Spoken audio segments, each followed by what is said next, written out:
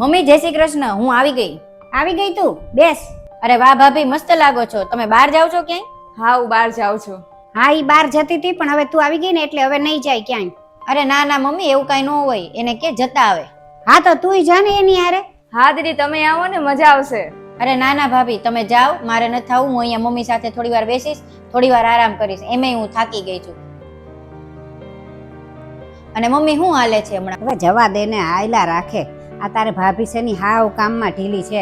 આપણે એક કામ અડધી કલાકમાં કરી નાખીએ ને તો એને 3 કલાક થાય, એટલી વાર લાગે છે.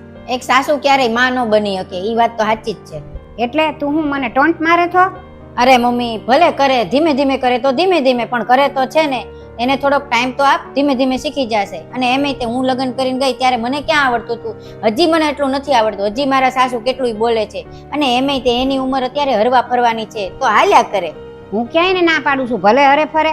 અને મમ્મી, તું અત્યારે જેવું વર્તન ભાભી સાથે કરીશ ને એવું વર્તન ઈ તારી યારે ગટપણમાં કરશે. એટલે હવે તું વિચારી લે કે તારે તારું ગટપણ કેવું બનાવવું છે.